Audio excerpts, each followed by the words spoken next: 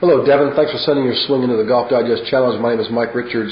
I looked at your swings. I'm going to tell you what we're going to look at here. Camera view looks pretty good. So I think they told me the first ball you topped and the second one you hit left.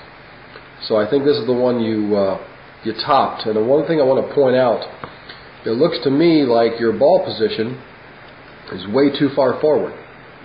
So if I draw a vertical line from where you're standing, that's where it's at.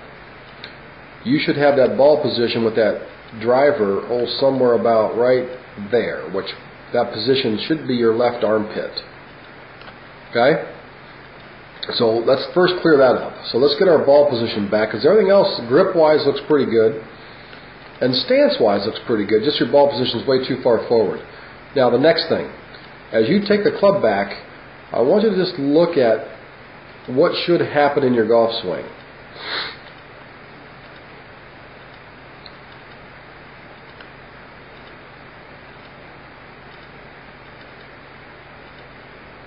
When your left arm gets parallel to the ground, which it is right now, there should be some hinging to your wrist.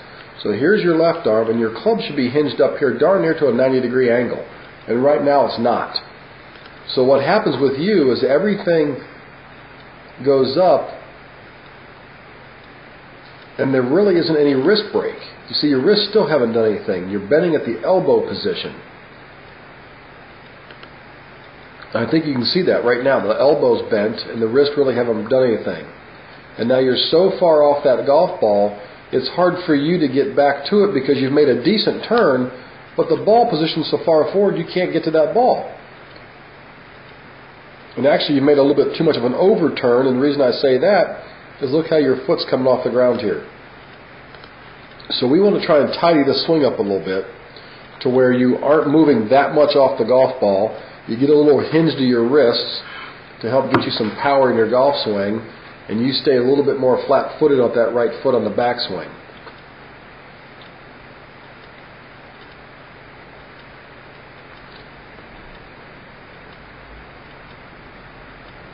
Now, going back to the shot that went to the left, your iron shot.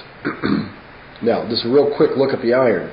It looks to me like your club face is hooded closed.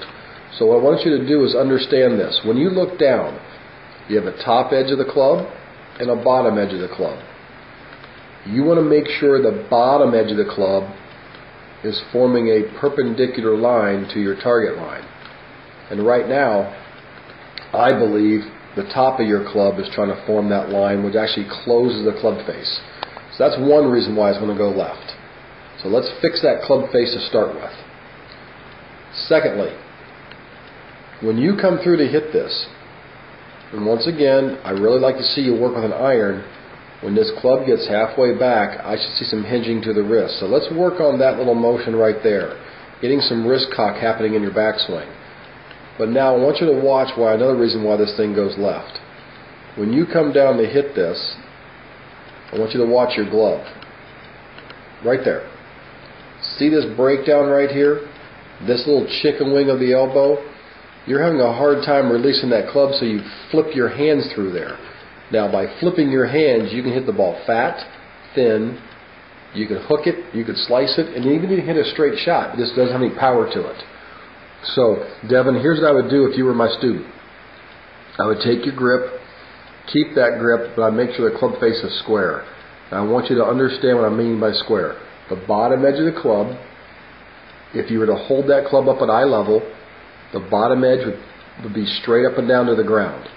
So when you put that down to the golf ball, if you have a target line out here, the bottom edge of that golf club forms a perfect T or a 90-degree angle to your target line, not the top edge.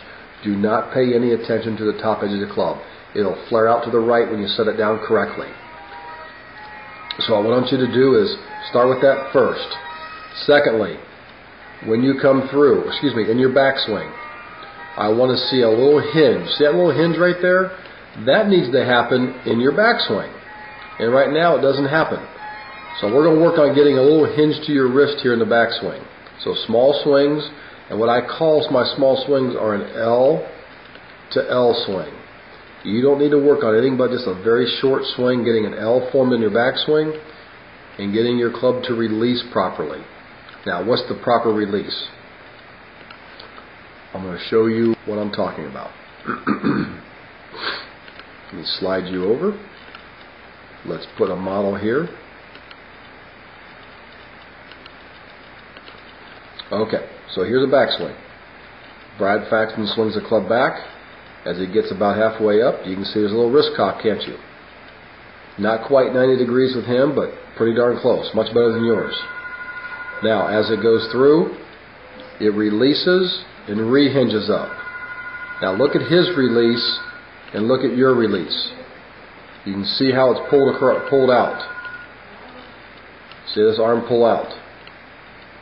So I want you to work on that release. So Devin, work on those 2-3 issues. Resend me another video. I'm glad to take a look at it. But I want you to work on squaring the club face, hinging your wrist, and releasing the club properly.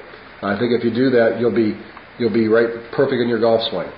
Thanks for setting your Swing the Golf Digest Challenge, and send me another one.